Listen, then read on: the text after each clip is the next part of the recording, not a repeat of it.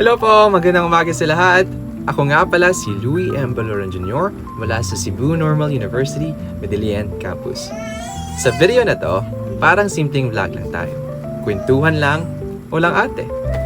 Kaya ngayon, sasagutin ko ang ilang mahalagang tanong tungkol sa panitikan at panitikang Filipino.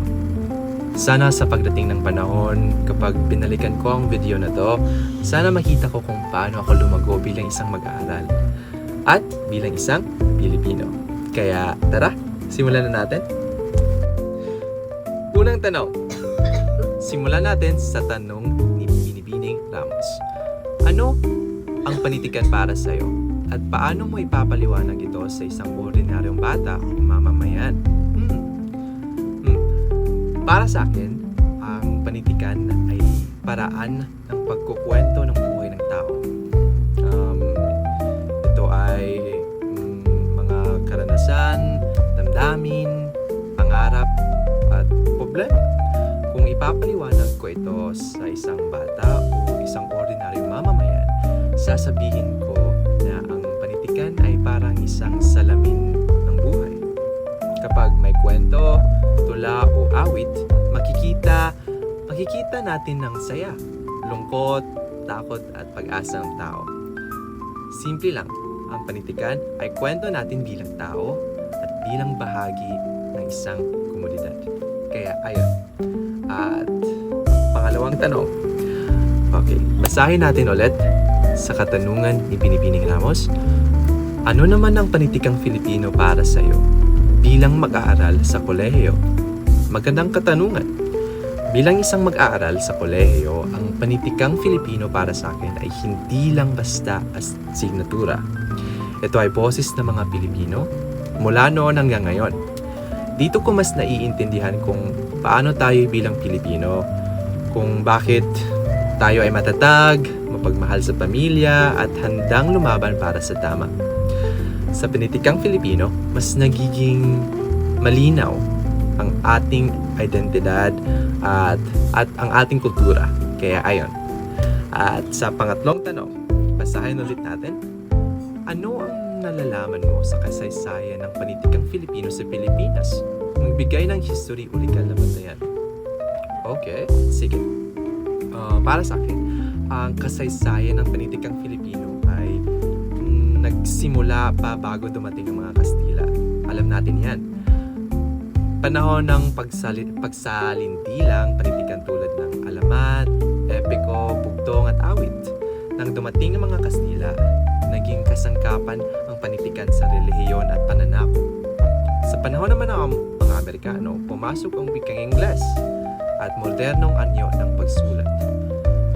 Noong panahon ng mga Hapon, umusbong ang panitikang makabayan. Mayroon ding legal na batayan tulad ng Saligang Batas ng 1987, Artikulo 14 na nagsasaad ng pagpapaunlad at pagpapahalaga ng wikang Filipino at panitikan bilang bahagi ng pambansang kultura.